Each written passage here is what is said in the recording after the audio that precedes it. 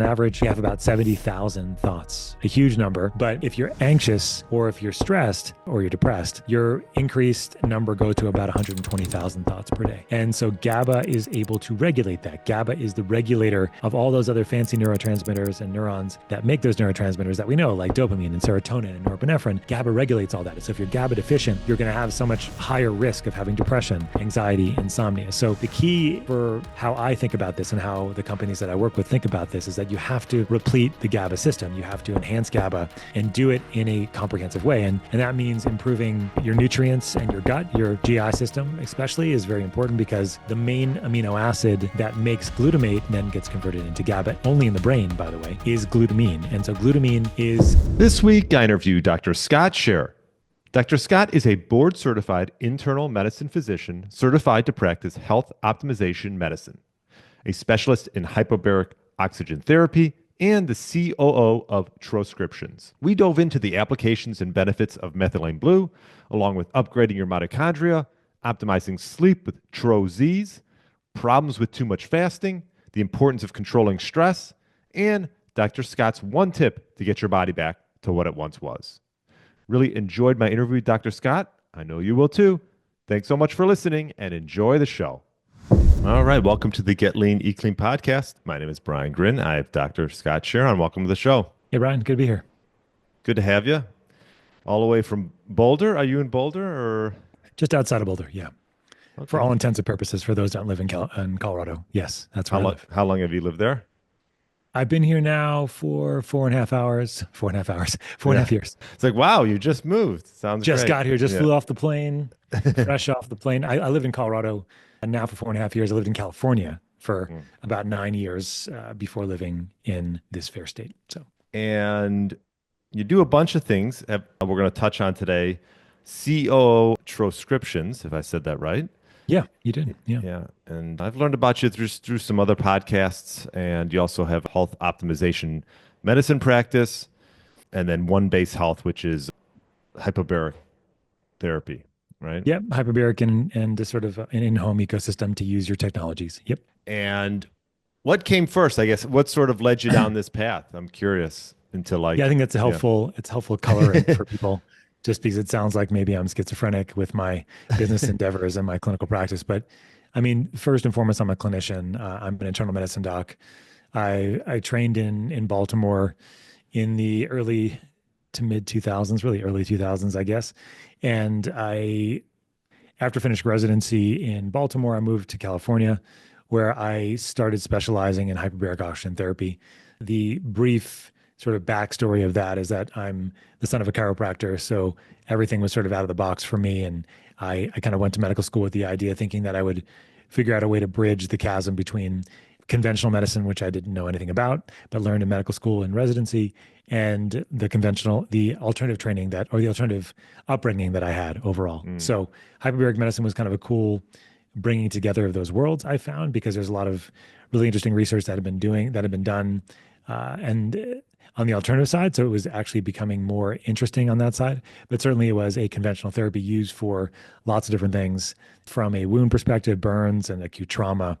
And when I went to Baltimore, it was definitely a different shift for me as I grew up very alternatively. But I learned the conventional side, and then I was in California. I became the medical director of a number of facilities out there for hyperbaric therapy, and I created my own integrative practice around hyperbaric medicine that evolved over about a decade. And in 2017, I was trained in something called health optimization medicine. Health Optimization Medicine and Practice, or Home Hope for short, is a nonprofit organization training practitioners how to optimize health rather than treat disease. It's a 7-module certification course that I helped develop, and I helped run that company as the chief operating officer of the nonprofit. But it really became the foundation of my clinical practice, and it was really evident to me throughout my years of hyperbaric medicine that there was a significant need for people to optimize their health, oftentimes before going into a hyperbaric chamber. And so if there was an acute issue, hyperbaric therapy was fantastic. But if it was a more long-term or a chronic issue, then really hyperbaric medicine could be very helpful, but maybe not right away. And sometimes waiting 3 or 6 months would be a much better idea. And so that's how I got involved in my own clinical practice of helping optimize people's health. And the focus of it was a little bit different than functional medicine, which many people know of. Functional medicine is really more focused on root causes of illness, which is obviously better than conventional medicine, but it's really not looking at how to keep the people that you're treating and helping optimized and healthy and optimizing for health rather than treating disease. And so that became a big part of my practice. I signed on as the COO of the nonprofit. And then in 2020, we developed a for-profit company outside of the nonprofit or out of the nonprofit called Troscriptions. And Troscriptions was developed to help people right now while they're on the longer path to optimizing their health. And when you're on that path, it can take a long time. It can take 6 months, a year, longer to start feeling better. And so along that path, you need help. You need help with energy and focus and immune system activation. And also, a big one is parasympathetic activation. So the idea that you have to be able to figure out how to rest, relax, and detox, which most of us don't know how to do anymore, the kind of culture that we live in. So the product suite really was developed to address all of those needs. And of course, more down the pipe as we have ongoing. We have a practitioner only line as well that have more higher strength or more targeted things for more clinical uses. And so my clinical practice is the foundation of it is health optimization medicine. The sort of specialty within that would be hyperbaric medicine. I see people all over the country related to just talking about hyperbaric medicine. I see people that are interested in the home hope framework as well, but oftentimes it's a combination of what I would call like my sort of clinical practice as a conductor of all things health optimization. And then I use the products and then other tools, techniques, and practices along the way. Thank you for sharing. Sure. Yeah. So, and I came across Troscriptions probably about a year or two ago. And methylene blue is something that obviously has been a topic that I guess if you're in the health space, you've probably heard it. Maybe not. But I know it was used, was it like in the 1800s? So maybe I know some people are interested in that. Maybe give a little background of methylene blue and what it is, and then what's being used for as applications now today. Yeah, I would say 2025 is going to be the year of methylene blue. Actually, it's been an interesting run and road and path overall, if you want to call it that, as we were the first company to develop a commercial product with methylene blue in it in 2020. And now there's many companies that are doing it. Many people have heard of methylene blue. When we first came out with it, nobody really knew what we were doing or what it was. So it took a lot of education, and it still does, because it's a very novel compound. It's a very old compound, as you were alluding to, and it's a very blue compound. Okay. Meaning that it can get things very blue, including your mouth, including where it concentrates in the body. When it's coming out, your urine. So having blue urine is a common, and it's a very likely thing that you will see if you take methylene blue, and it's benign. It's not a big deal, but it does make things kind of shocking if you're not used to it. But the quick story with methylene blue is it was developed in the 1870s, actually, as a textile dye. This textile dye dyed blue jeans blue, if you had blue jeans back then, and other things blue as well. And there was a lot of interest in trying to find compounds that would treat infections because there was no antimicrobials available really until the end of World War II when penicillin was developed. And so it was somehow figured out that this class of dyes that methylene blue belonged to treated malaria. And it worked very well. In fact, it got this name of what they called as a magic bullet at the time, because it could be used at high doses, very high doses. It could kill pathogens, it could kill bugs, but it wouldn't harm human cells. And so that's why it got called the magic bullet. And so from about 1897, when it was the first drug registered with our FDA at the time, which was new in 1897, until the early 1950s, methylene blue was the premier antimicrobial around. Higher doses of methylene blue are fantastically antimicrobial.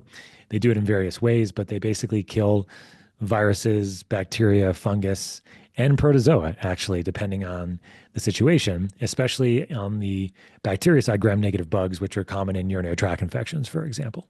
And so it had that run of use and still used that is coming back into use in that way. But when antibiotics and antimicrobials came around in the 1950s, it became less interesting for people to take methylene blue because of the blue side effect of the urine, and very high doses can give blue other secretions, including tears and poop and things like that. So that's extremely high doses, over 3 milligrams per kilogram. In essence, the dosing for infection somewhere between 1 and 2 milligrams per kilogram. So if you're 70 kilograms or 150 pounds, you're going to take 70 milligrams or 150 milligrams or something like that. That's going to be your dose for infection on average, kind of thing. after that, it was the first drug that was realized that had it had mood boosting properties, and the first antipsychotics were actually derived from methylene blue in the 1950s and 60s. That's because methylene blue is a monoamine oxidase inhibitor, which in short means it increases the amount of norepinephrine, dopamine, and serotonin in the synapse, and so you get those increased in neurotransmitters. Typically people will feel better as a result of that, and so that's why it's also used as a mood booster now, and it's been studied in depression and bipolar.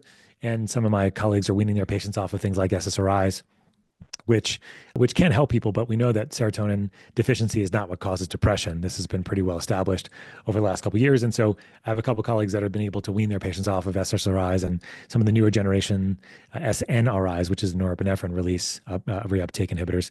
And so there's some fantastic potential there. And then it's also used in fish tank cleaner, which I don't recommend anybody drink, of course. But fish tank cleaner has methylene blue in it because it's an antiseptic. That's why. But it also has impurities in it. You have to be very careful of your methylene blue source. And that's something that we really care about a lot of Troscriptions. And we really do a lot of testing as a result of that.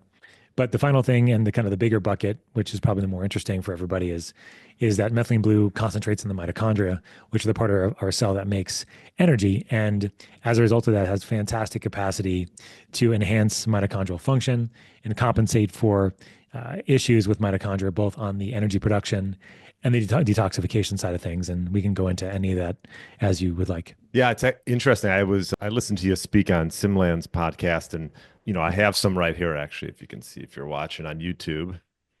Comes in these trashes. Initially, when I took it, it's called a troche. Yeah. I knew I'd probably say that wrong. All good. But small. Like I was like, wow, this is small, and I didn't really know as far as how much to take initially. Sure. I started talk about it. Yeah, I started slow. It's like, anyways, you mentioned taking it around flying. So I took it the morning of the flight, and I took it and then on the way back, I took it that same day. I'm curious, reasonings behind that. Sure. Yeah. I think that the sort of overall big picture for people here is that our mitochondria are kind of a big deal. These are the parts of our cell that make energy.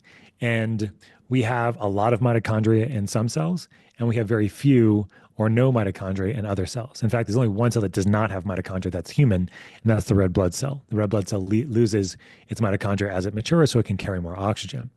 The cells that have the most mitochondria per cell are the most energy requiring, the most energy needing. This would be sperm and eggs. So fertility rates, how are they? They're going down, right? This is because of mitochondrial dysfunction. Brain functions, the brain has a huge amount of mitochondria per cell. Brain fog, concentration problems, fatigue, attention, all these are mitochondrial issues in the end. Cardiac issues, pulmonary issues, liver issues, and musculoskeletal issues, right? The musculoskeletal system has a huge amount of mitochondria, and it needs a lot of in reserve in case you have to run from a lion. If you're, evolutionarily, our bodies are still Paleolithic overall, but we just live indoors in these creature habitats overall. But so when mitochondrial function doesn't work, all these areas are especially affected.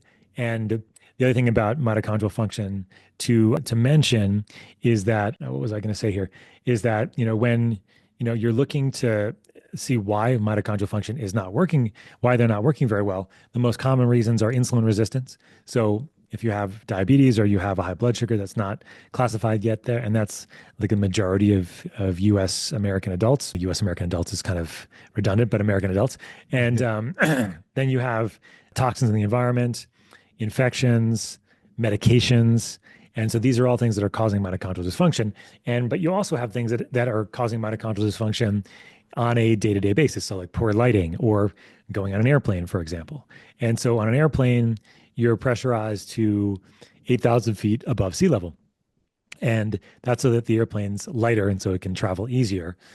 If you live at sea level and you're typically at sea level, you have 21% oxygen in the air that you breathe. If you are at 8,000 feet, you have about 15 or 16% oxygen that's in the air that you breathe. And so that's a significant stress on your system, especially your mitochondria, which need the oxygen to make energy. And so what methylene blue can do here is it can help compensate, as I was alluding to earlier, for any dysfunction in your mitochondria that's creating an issue for you to make energy. This could be some of the energy. It's typically what I'm referring to here is what's called the electron transport chain, which is the chain of proteins that's on your mitochondria that allows you to make energy. A fun fact, we make about 165 pounds of ATP per day. And so that requires a huge amount of oxygen and also requires a huge amount of detoxification. And so every time you make energy, you're also making carbon dioxide and water, but you're also making ROS or free radicals that can build up in the system and cause inflammation and stress. And so what methylene blue can do is it can help with enhancement of the energy side, but it also can help with the enhancement of the detoxification side, working directly like an antioxidant. And so as a result of that, you're going on an airplane, you have low oxygen levels, so your mitochondrial stress, you have more radiation exposure because you're closer to the sun. So that gives you more mitochondrial stress. You have higher risk of exposure to toxins like jet fuel, for example, which are also going to cause toxicity to your mitochondria. So it's a fantastic companion for flying, especially, but really when you're under more stress overall, I would say. Yeah. No, it's unbelievable that it was once used as a dye for jeans, and now like all these benefits are coming from it. Like how many studies have been done on methylene blue as far as like helping with mitochondrial function and this antiviral effects and things like that? Like, I mean, in total, there's been thousands of studies with okay. methylene blue. I think there's been less on the mitochondrial side. It's really interesting. So methylene blue is still on the World Health Organization's list of essential medications, but it's not for infection. Actually, it is for its ability to rescue mitochondrial function if there is an inability to carry oxygen on hemoglobin, which is the molecule on red blood cells that allows us to carry oxygen on the red blood cells, and then also if one of the complexes on the mitochondria is destroyed, complex 4 specifically from cyanide poisoning.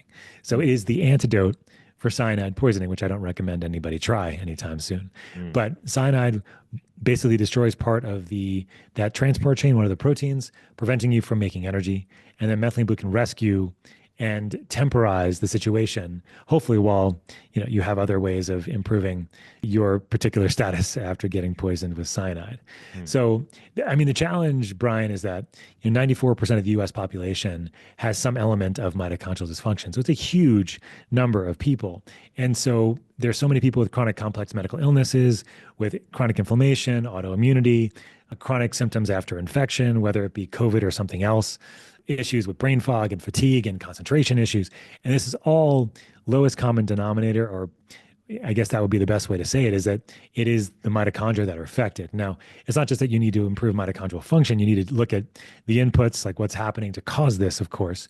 But if you can optimize the cells, and so what I do in health optimization medicine in my clinical practice is work on optimizing what's called your metabolomics. It's the study of metabolism, or the study of how these small molecules in real time are working in your cells to make energy and to detox, and your vitamins, minerals, nutrients, and cofactors, and toxins and heavy metals and fatty acids and things like this. These are all working together in your cells to help them stay healthy or not. But the challenge when you're working on optimizing somebody's mitochondrial function, diet, lifestyle, supplementation, relationships, stress, sleep, everything else, it takes time. It takes a lot of time. And so what can you do right now to help them? Methylene blue is a fantastic way to start helping somebody very, very quickly without really causing a huge amount of stress on the system, because it works in both ways. It works as an energy enhancer and it works as a detoxifier at the same time, especially at lower doses at 4, 8, 16 milligrams. Fantastic for mitochondrial support.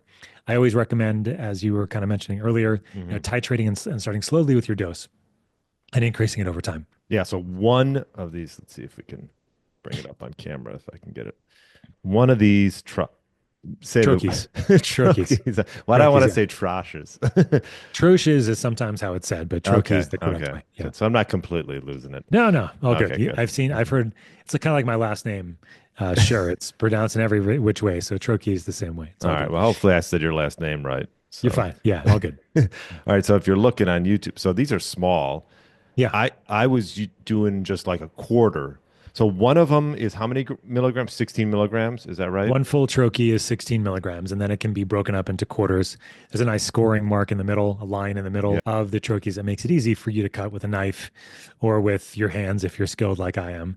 And you can just kind of pop them up and see what I typically recommend if people are using it for more of a chronic issue, or even maybe an acute issue too, especially when you're first starting, is like, but for a chronic issue, just to keep that in mind, is that I usually have people start off at like 4 or a quarter of a troche or 8 milligrams a half, and then increase their dose every 3 to 5 days until they start seeing the response that they're looking for. Oftentimes, the response initially is a little bit of a mood boost. Then after that, it becomes more mitochondrial, which will be the manifestation of improvements that you need. Is it less brain fog, or is it less inflammation, less pain, improved musculoskeletal performance with exercise, and less fatigue as a result of exercise? These are some of the things that I've seen. And I've been kind of blown away by the people that we worked with over the years, people that use the products. And it was just kind of flooring to me to have this response with people saying, I was in pain, and then 3 days later I was out of pain. Or I had severe brain fog after an infection and nothing would get it better. And then I was back to work next week after starting Methylene Blue. My mood was better. My energy was better. My inflammation was better. My joint pain was better. All these kinds of things that are related to, mitochondrial dysfunction. So it's a very cool compound at these low doses for mitochondrial support. And then we do have a higher strength version called TRO Blue, which is 50 milligrams per troche. And that's more for acute mitochondrial stress and for acute infection. And that's really where I have all my patients keep it in their medicine cabinets, just in case if they need it, if they feel like a cold or some infections coming on, or if they have significant mitochondrial stress, they have an injury, they have trauma, they have like a low oxygen state in some level, they can use Methylene Blue as a way to support and really reverse a significant amount of acute stress on the mitochondria in that way. Yeah, it's interesting. I know I've seen some people come out talk about like the benefits with helping with recovery and exercise. Perhaps touch on that a bit. I'm curious about that. Yeah. So what Methylene Blue can do is it actually can act just like oxygen in your cells. And what I mean by that is that, so what oxygen does, it helps with the whole flow of what are called electrons through our mitochondria, which is how we make energy. So really we eat food, especially fat and carbohydrates, to really break off electrons from our food and then utilize them in the energy production cycle.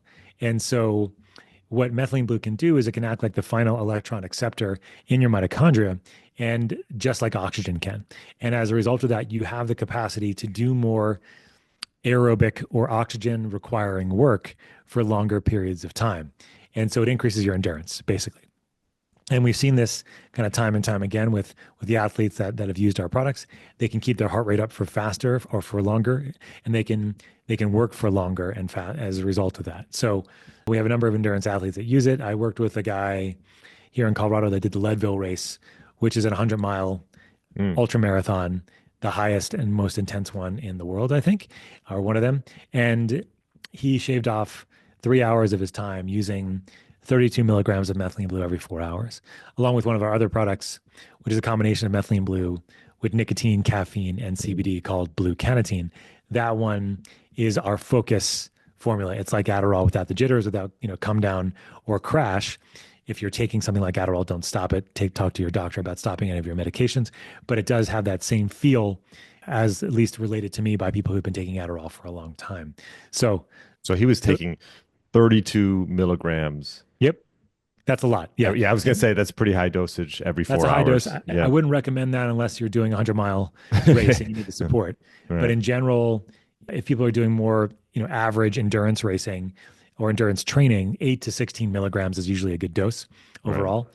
And you can use it as needed. You don't have to use it every day. A good friend of mine, his name is Brian McKenzie. He's been involved in like the performance breath work place for a long time. He's been doing some training and some experimenting using hypoxic training, and then using Methylene Blue after hypoxic training about 2 to 3 times a week, and seeing significant benefits in his VO2 max, for example, when he does that. So my sense with Methylene Blue from a performance perspective is that it can enhance endurance overall. And then from a recovery perspective, what I typically have people do is use it maybe 3 to 4 hours after exercise at low doses, just for mitochondrial support. But I typically don't have people use it too soon after exercise, especially at higher doses, because oftentimes with exercise and training, you want the body to have the stress of exercise. Mm-hmm. And then after the stress of exercise, be able to come back stronger as a result of that, build the muscles bigger, hypertrophy, tension, those kinds of things improve over time. So I would often tell my athletes that using it maybe 2, 3 times a week is pretty good on average if you're relatively well optimized. Most people could benefit from more times per week than that because of stress and bad sleep and bad food and et cetera, right? And then their mitochondria aren't working very well at baseline. So for those people, it's usually more like 3 to 5 times per week. And then if it's more of a chronic issue where you have chronic complex medical issue where you have inflammation and you have these chronic symptoms, then using it daily for 2, 4, 6 weeks, sometimes longer, can be transformative because not only is it compensating for mitochondrial dysfunction, it's actually cleaning up and rebuilding the mitochondria at the same time. It's not something I use on its own for this, though. I'm often having people do more of a comprehensive program with changing their diet, their lifestyle, their supplementation, getting laboratory testing. It's a big part of my clinical practice. Yeah. Yeah. I was going to say, I mean, obviously this should be obviously an adjunct to doing lifestyle changes as well, I would assume. I mean, obviously it can come in and make an impact right away by itself, but obviously, like for example, I was thinking just like visiting my parents, my mom doesn't sleep well. Yeah. And it's like, I actually recommended to her the TRO ZZZ, the Z's. Yeah. TRO Z. Yeah. Yeah. What are in those that can sort of help people with sleep? Because sleep is something that I think people are always struggling with. Right. I'm sure you went through it maybe with 4 kids at some point. No, I slept perfectly every night. No, of course not. And then I also was a doctor and resident, and I was a hospitalist for many years. And so I was, quote unquote, used to not sleeping. And you can get away with it for a period of time. I think that until I was about 35, 36, maybe 37, I didn't really have any issues. I would have to get woken up in the middle of the night and I'd go back to bed and then I would be fine. But that catches up with all of us at some point. It's funny, in medical school, my friends and I, fellow medical students and I had these shirts made that said sleep is for quitters. And that is truly the problem with culture, American culture, is that we think that we can sleep when we're dead. But the problem with that is that sleep is kind of the anchor for everything else that we do. I didn't sleep very well last night, and this doesn't happen very often, but it happens. And like, oh man, like it's a tough day, right? And if you have a ring or something like I do, and it tells you, like I thought I slept pretty poorly overall, but my ring said I slept better than I did. I was like, oh, perfect, good day, right? So beautiful. But when it comes to healing, Brian, healing requires our nervous system to shift from being in a fight or flight mode. This is our sympathetic nervous system, to being in our parasympathetic mode, which is our rest, digest, recover, and detoxify nervous system. And if we cannot do this, we cannot heal. And the main neurotransmitter that's involved in activating our parasympathetic nervous system is our GABA neurotransmitter. GABA is short for gamma aminobutyric acid. GABA is our primary relaxation inhibitory neurotransmitter in the brain. And many of us in the world are GABA deficient, meaning that we don't make enough or we deplete it so fast that we cannot rebuild our supply or replenish our supply fast enough. And so GABA is always in balance with another neurotransmitter called glutamate. Glutamate is our most excitatory neurotransmitter, and glutamate actually is what gets converted into GABA in the brain. So glutamate, people have an overabundance of glutamate. Common symptoms are headache, irritability. Common example of this or an experience of this would be if you go to a Chinese restaurant and have monosodium glutamate, MSG. If you have MSG, many people, including me, many people that I know are very sensitive to that and will have irritability. They'll have all the tremors. They won't be able to sleep. And that's because they have too much glutamate compared to GABA overall. So there's lots of problems with GABA deficiency. Some of the main ones are insomnia, so the inability to sleep, depression, and anxiety. And so depression and anxiety are kind of two sides of the same coin in the sense that what happens with both of these is that you have a an increased number of thoughts per day compared to average. On average, we have about 70,000 thoughts per day. A huge number. So don't believe everything you think, everybody. I was going to say, I can't think, I don't think that much, but maybe I do. Most people think much more than they realize. Some people think much more and they already realize they do, like me. But if you're anxious or if you're stressed or you're depressed, your increased number go to about 120,000 thoughts per day. And so GABA is able to regulate that. GABA is the regulator of all those other fancy neurotransmitters and neurons that make those neurotransmitters that we know, like dopamine and serotonin and norepinephrine. GABA regulates all that. So if you're GABA deficient, you're going to have so much higher risk of having depression, anxiety, insomnia. So the key for how I think about this and how the companies that I work with think about this is that you have to replete the GABA system. You have to enhance GABA and do it in a comprehensive way. And that means improving your nutrients and your gut, your GI system especially is very important, because the main amino acid that makes glutamate then gets converted into GABA, only in the brain, by the way, is glutamine. And so glutamine is our neurotransmitter that also has many other functions, including muscle health, but also it is the main fuel of the small intestine. And so if your intestines are leaky, inflamed, you're going to be using all your glutamine to try to heal that up. And you're not going to get enough glutamine into the body, and not enough glutamate and not enough GABA. So there's glutamine, there's vitamin B6 and magnesium. These are two cofactors that are really important for glutamate to get converted into GABA in the brain.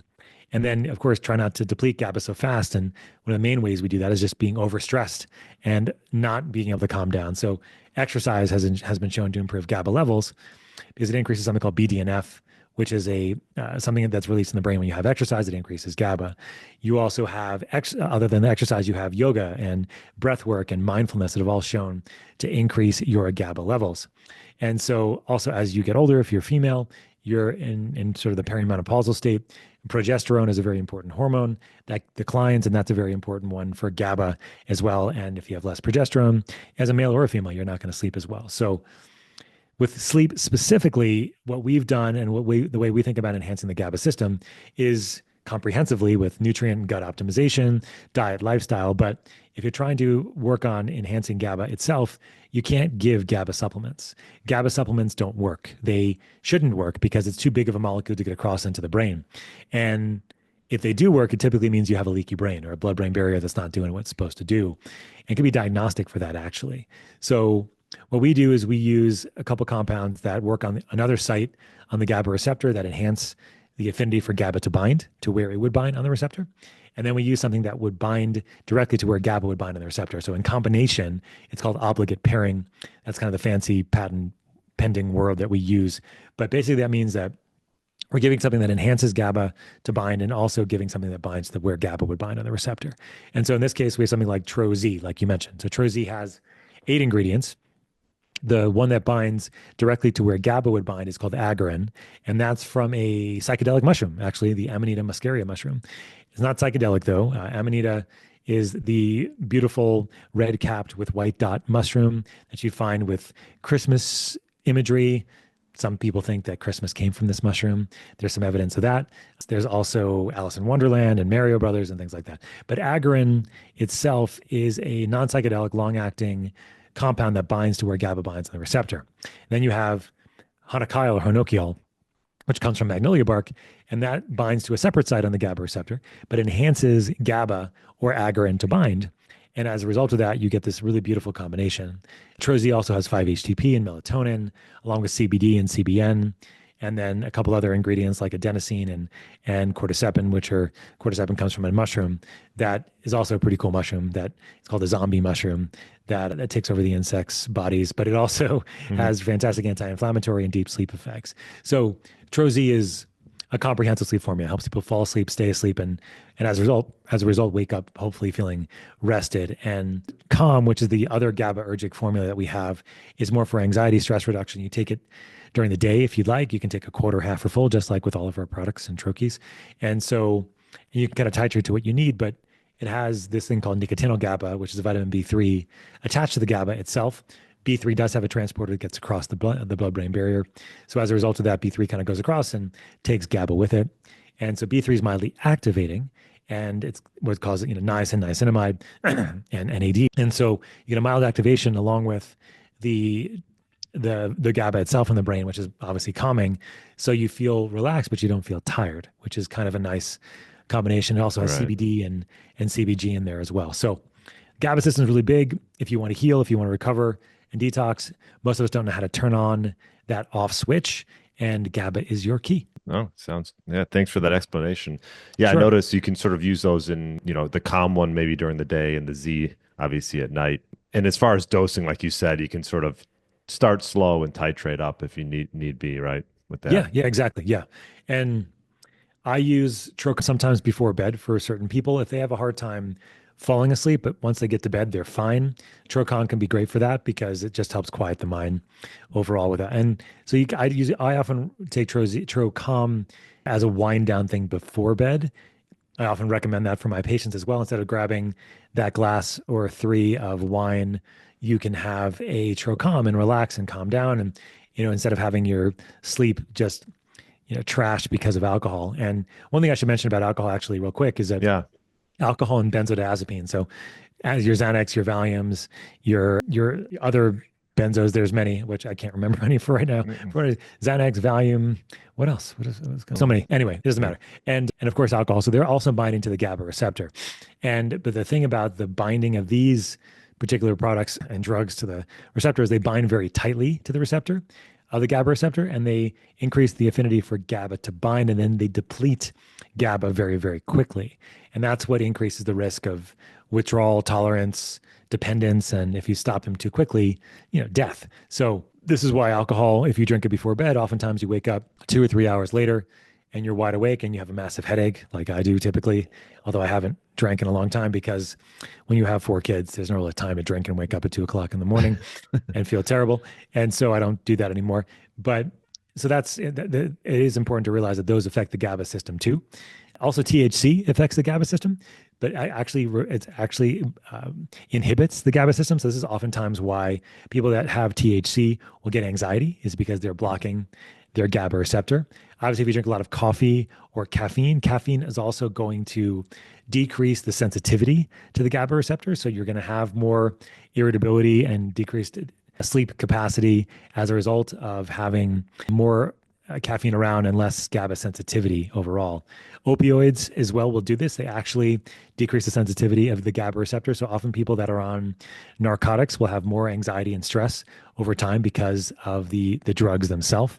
And so it's important for people to realize that some of the things that we're doing on a day-to-day basis are also having an effect on the GABA receptor in a detrimental way. Right. So like things like alcohol, a lot of people have it to wind down, but what's it's not enhancing the quality of sleep. It might help you maybe fall asleep, but the quality of sleep's not going to be there. Is that pretty much? Yes. Yeah, Yeah. it can help you fall asleep. It can help anybody just about fall asleep, but they're going to wake up a couple hours later if they don't wake up a couple hours later and they think they're still sleeping, they're not. They're not getting very good deep sleep at all. Yeah. And CBN and CBD are in the product as well. Is that just sort of to help, make you calm and reduce stress and things like that? They're also affecting the GABA receptor too. Yeah. Both CBN, CBD, along with CBG, which is in Trocom, they're also all affecting the GABA receptor, along with having a modulatory effect on the endocannabinoid system, like our body's internal system that uses things that are similar to cannabinoids for regulation of balance and homeostasis overall.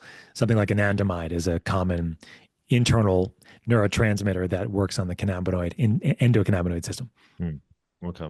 Interesting. Well, this is great. What I like to ask this question to most of my guests. What's like one thing? I mean, you've been in practice, you were, internal medicine, and what's like the one thing you've changed your mind on in the years that you've been practicing? That's a good question. It's not just one thing. There's so many things. Yeah, what comes to your mind that like Well, the one thing that comes to mind a lot was that there was a significant emphasis on intermittent fasting mm, in like maybe 4 or 5, 6 years ago, along with the ketogenic diet.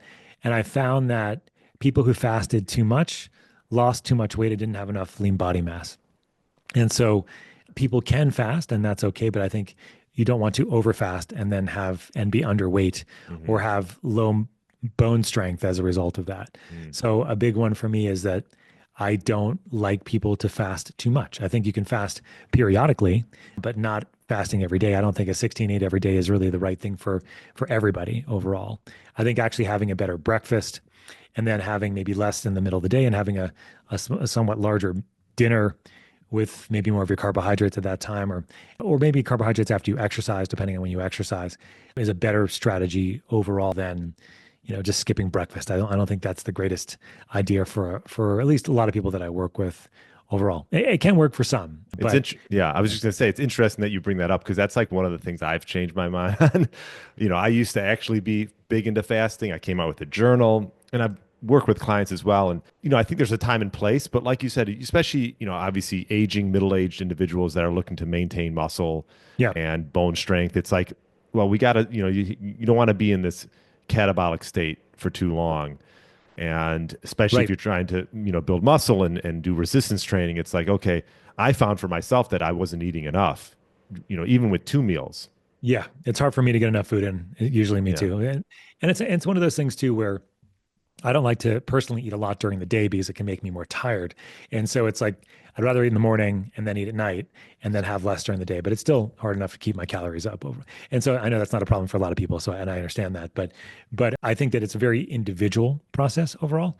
And I think that what can dial this in for people is getting some laboratory testing, doing, and getting some additional scans done, like getting a DEXA scan, for example, can give you a sense of your lean body mass and your fat mass, excuse me, Bone density as well. yeah, your bone density as well, and that'll give you a sense of where you are there. And I think when I do testing, I test what's called metabolomics, as I was mentioning earlier, which is looking at foundational measures of vitamins, mineral nutrients, and cofactors. Your gut health is really important to checking your GI health and checking that over time and getting a sense of is this working for you, whatever you're doing, and then being able to modify. And of course, personally, I modify things over time as I look at various metrics. I'm like, why the hell is that the way it is? And like, oh, okay, then I got to do this. Or with my patients, it's the same deal. Like, and so I have a harder time if people are vegans or vegetarians in general, just because of the bioavailability of the nutrients from those foods, unless you're, Brian Johnson and spending $3 million a year and taking 175 supplements a day, Yeah. which not many people can do, or nor do I recommend that they Right. do Yeah. overall. So for me, I think the biggest piece, I mean, there's a lot of things that I've changed over the years, different types of exercise, stress levels, and really a focus on stress and parasympathetic activation as being a big, big piece for healing, because nobody heals if they're stressed. It just doesn't happen. And then the other piece of the stress is the psychosocial emotional aspect of things, where nobody's going to heal if they have things going on that are stressing them out and they're not addressing overall, right? So if you have previous trauma, which a lot of people do, or if you have a snoring partner and every night you wake up because they snore, like you're not going to heal very well if you're not addressing these kinds of things. So parasympathetic activation, the GABA neurotransmitter system, really working on that with patients as kind of my primary way in for most is kind of how I do it. And then just knowing that too much fasting is also can be very stressful in the system too, right? Right. Yeah. Yeah. Because I've had I don't know if you're familiar with like the pro metabolic approach, Georgie Dinkoff and some Yeah. individuals. Yeah. Yeah, those Yeah. guys. Yeah. Yeah. Yeah. So Jay Feldman, I've had them on the podcast and because they're all about, mitochondrial and, building Yep. up the, ATP, mitochondrial energy. And so, obviously fasting is just one of those things that can be a stressor as well in the body. And so it's Yeah. definitely Yeah. not, They're, yeah, I know that they like lots of carbohydrates. So they do like carbohydrates. yeah, Yeah. For like energy white production. carbs too, right? It's like, I think that they're, yeah. Yeah, well, typically for people initially they want, to ease into the easier to digest Right. carbohydrates first. Right. Right. Yeah. Yeah. Because a lot of people are coming with gut health issues and they can't digest these fibers and these things right off the bat. So, white rice is something that would be one example. I'm just saying like Yeah. easy to digest for individuals who've maybe gotten away from carbs for years and, you know, yeah. So no, You got it. yeah, I've had them on, but it's been interesting. Good. I know we have a hard stop soon. Now that I think about it, maybe we'll do a part two of this. But what would you All good. say? Yeah, what would you say? What's like one tip you'd give someone who's looking to get their health in order? I know we've talked about methylene blue and things like that, but I typically a question I ask is like, what's one tip would you give someone that's maybe looking to get their body back to what it once was, maybe 5, 10, 15 years ago? Yeah, I mean, I think it kind of goes back to what I was just describing, is that what we're often trying to do is too much rather than realize that we have to kind of take a step back, and we can do less if we're more recovered and we're more able to access our parasympathetic nervous system overall. So the Yeah. challenge with a lot of us is that we're just kind of burning the candle on both ends. We go directly from our workout directly to our stressful life, and then directly from our stressful life we go directly to sleep, right? And there's no real time in there to recover, and then so your body's going to suffer that way. So trying to find times in the day for both actually. For if you're sitting a lot, exercise, little snacks, and getting up and moving, but also time during the day where you're actually just taking your breath and relaxing, right? And so one way you can actually relax if you allow yourself to is actually eating. So when you eat, your body's going to try to become more parasympathetic if you allow it to. This is typically if you're sitting, if you're relaxing, and you're not looking, scrolling on your phone at the same time. If you're having a conversation with somebody, if you're having a family dinner, like these are really nice ways to become more parasympathetic overall, and you're going to heal and digest better your foods as a result of that. It's a bad habit of mine of standing and eating because I have 4 kids and running around, but I know it's much better. I think in the Ayurveda world, it's like eating while you stand is kind of equated to death or something like that. It's like pretty significant. So Okay. Yeah. Yeah. It's like my wife grazes around. I'm like, maybe you should sit and eat. yeah, I do the same thing. It's hard. Yeah, it's Yeah. hard when you're busy. Oh, I wanted to ask you a quick question because you brought up snoring. Any Yeah. thoughts on that? Like, this is something that's come about with my wife has told me, like, and I don't want to keep her up. And like, I feel like I'm in good shape and I do a lot of right things. I'm like, why am I snoring? I have no idea. I've tried mouth tape actually to see if could help. Is there anything thoughts on snoring? You should probably interview somebody that has an expertise on it overall, I would say. Yeah. But I mean, I'm actually funny enough for our own podcast. After this one, I'm interviewing a lady that works on the jaw and the Oh, airway and learning how to repair, regenerate, and do this. And so these are speech language pathologists typically, but they probably have more of a bent on sort of the myofascial aspects of hmm. the jaw, the tongue, the airway.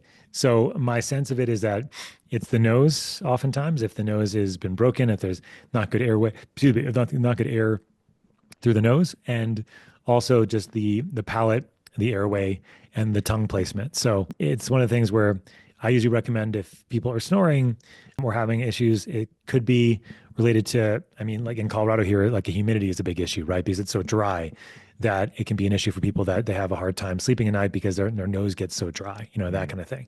Or it could be any of the things that I mentioned. So Yeah. so for me, I guess it would be like the first step typically is what to think about is the sleep study if it's pretty significant, the snoring, and then if it's not, or if it, and then then maybe an appliance that sometimes can be helpful. Sometimes mouth tape can be helpful, but then I think maybe looking at the jaw, the palate, the tongue, and the airway. But I'll know more about that in an hour and a half after I speak to my Oh, my well, guest. I'll have to listen to that. And that's the Smarter Not Harder podcast, right? Yeah, the Smarter Harder podcast. Yeah, we interview. I do a lot of the interviewing on clinicians or with clinicians that looking at frameworks of clinical practice, what they're doing with their patients, and kind of rubber hits the road stuff. I think that's really important because there's so many people out there that are talking the talk but not walking the walk, or used to talk the talk, or used to walk the walk but don't talk the talk anymore, or something like that. Well, So yeah, especially that with doesn't. social media, there's a lot of Yes, so-called experts out there. exactly. It's And so I like to bring on, true experts in what they're doing and really dig into some really cool fields and have fun with it. So, that's cool. And I know you interviewed your dad. I listened to some of that. oh It's yeah, fun. Yeah, I did. yeah. Yeah. That was probably my most fun episode to record overall, as you can imagine, right? With your Yeah. dad. Yeah, that's Yeah. cool. Yeah. Dr. Alan Sherr, he's a chiropractor in New York on Long Island, and he's been in practice for 45 years. So, Well, Scott, I know we got a hard stop, so I appreciate you coming on. I will put some links in the show notes for all transcriptions and HBOT and your home optimization. And you work with individuals all over, so you do like if someone wants to work with you and they're in Illinois or wherever, you do telehealth sort of yeah, I do or some consulting. It just depends on the situation. But typically my health optimization medicine practice, which is a foundational approach that I really work on optimizing diet, lifestyle supplementation, that's done remotely and it's done in a consultation basis. So I don't become anybody's primary care doctor. So I typically can do it across state lines. And my hyperbaric consulting, I do that everywhere, all over the world. And I don't have a clinic that I directly work in anymore. I did that for many, many years. And then, of course, Troscriptions you can find anywhere at troscriptions.com. We talked about our Just Blue, which is 16 milligrams, our TRO Plus Blue, which is 50. That's for practitioners only. So if there are practitioners listening, you can go to troscriptions.com and sign up as a practitioner and get a practitioner account and then drop ship to your patients or sell in your office if you'd like. And then there is blue carnitine, which is a combination of methylene blue with nicotine, caffeine, and CBD. That's our focus formula. Productivity, get things done for 3 to 5 hours. Very, very, very effective. Yeah, I saw that. Really kind of rip off the brain fog and the cobwebs. And then we have TROCOM and TRO-Z, which we discussed. And we have something called TRO-Mune, which is an immune system optimizer with a high-strength mushroom extract called cordycepin. So, yeah, check it out at Troscriptions on Instagram. You can check out me at Dr. Scott Sherr on Instagram, at DrScottSherr. And I think those are the major places overall. If you're interested in my health optimization practice, you can check out home-sf.co as well. And then at homehope.org is where is that meant for like just doctors to go through that, or can like health coaches go through that? Health coaches can go through to anybody that's seeing clinicians, anybody that's seeing clients. So if you're a doctor, if you're a healthcare provider, if you're a health coach and you're seeing clients, you can use our framework to truly enhance and really, I would say, transform your practice overall. Well, that's cool. Okay. I'm always curious about that. All right. Well, thank you Brian, again. If you're interested, let me know. We can get you hooked up. Okay. Yeah, I will. I appreciate that. All right, Scott. Thank you.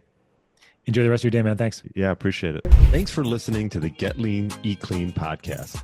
I understand there are millions of other podcasts out there, and you've chosen to listen to mine, and I appreciate that. Check out the show notes at briangryn.com for everything that was mentioned in this episode. Feel free to subscribe to the podcast and share it with a friend or family member that's looking to get their body back to what it once was. Thanks again, and have a great day.